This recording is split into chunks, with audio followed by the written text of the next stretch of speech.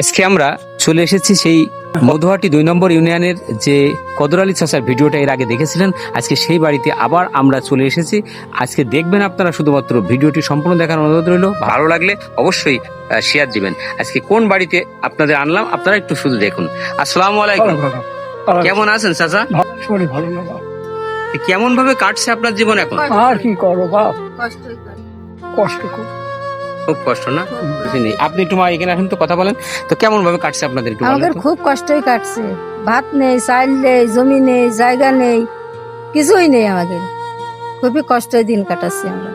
জীবনের সমস্ত কষ্ট এসে কদর আলী চাচার বাড়িতে ভর করেছে।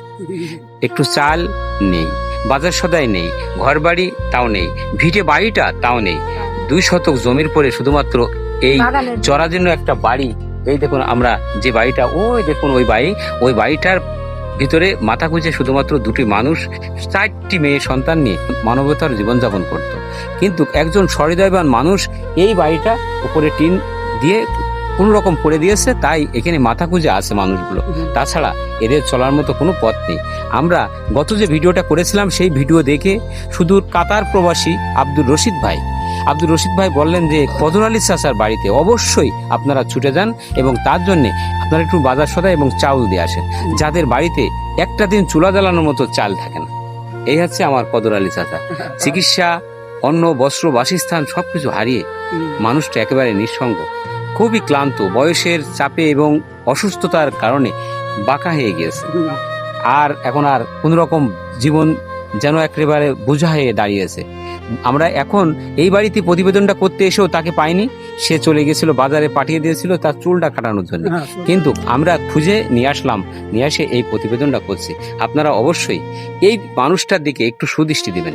এত কষ্টে মানুষ জীবনযাপন করতে পারে না, খুবই কষ্ট করে এই মানুষ দুটি জীবনযাপন করতে হয়।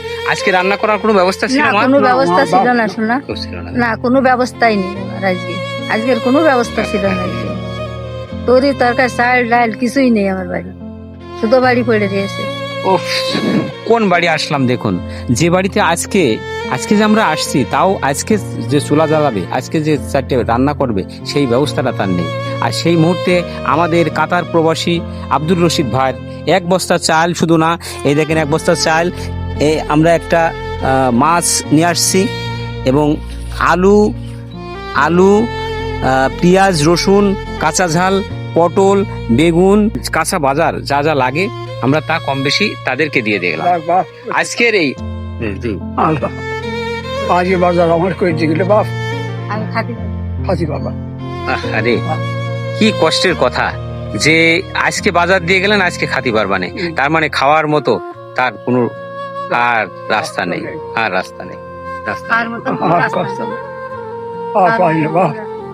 একটা বাজার থেকে একটা শার্ট দিয়েছে একজন মানুষ, কত আনন্দে সেই শার্টটা নিয়ে এসে আনন্দে উৎফুল্ল হয়ে যাচ্ছে। একটা শার্ট দিয়েছে শুধু।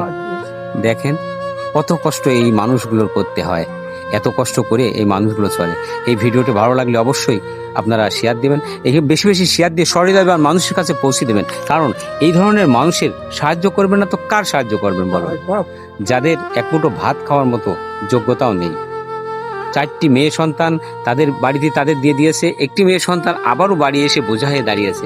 আর এই মানুষটা অসুস্থ, তার ইনকাম করার মতো শূন্যের কোটায় কিছুই নেই। কারেন্ট নেই, কিছু নেই। এই যে বাগান ঝরে রয়েছে, একটু কারেন্ট নেই, কিছু নেই। কত কষ্টই আমরা দিন কাটাচ্ছি, কত কষ্ট আমরা।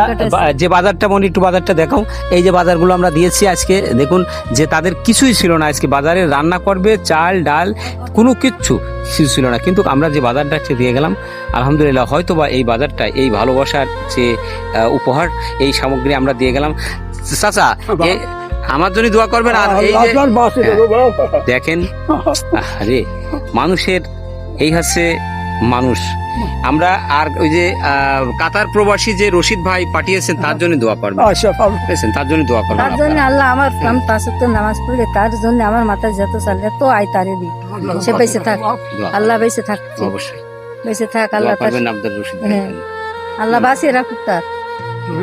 আর আমার কদর আলী চাচার যে বাড়িতে তারা বসবাস করে, আপনারা বাড়ির চিত্রটা একটু দেখুন, আসুন আসুন আমরা বাড়িটা আমাদের বসতে দিয়েছে, দেখেন একটা চেয়ার, এই চেয়ারটায় আমাদের বসতে দিয়েছে, এই হচ্ছে তাদের বসতে দেওয়ার জায়গা। ভাবুন তো একটু কেমন লাগে। আসুন বাড়িটা দেখাই আমরা। এই দেখেন, এই হচ্ছে তার বাড়ি। এই দেখেন, এই হচ্ছে তার বাড়ি, এই হচ্ছে তার থাকার জায়গা, এই হচ্ছে বাড়ি। দেখেন, এই বাড়িতে কি মানুষ বসবাস করতে পারে? এটা কি মানুষ বসবাস করা যায়? এই বাড়িটাই যারা বসবাস করে তা দেখে একটা ভাই তিনি সহৃদয়বান, তিনি এই একটা রুম এই টিন উপরে দিয়ে আপাতত বাড়ি করে দিয়েছে, তাই মাথা গুঁজে এখানেই আছে। এই হচ্ছে তাদের করুণ চিত্র। এই বাড়িটা মনে দেখাও, এই হচ্ছে সাবেক বাড়ি, এই বাড়িতে তারা বসবাস করত।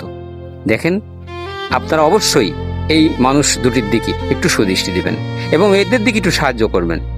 আমাদের অন্তরের দাবি, আপনারা অবশ্যই এই দুটি মানুষের একটু সাহায্য করবেন। ভালো থাকবেন সবাই। আসসালামু আলাইকুম।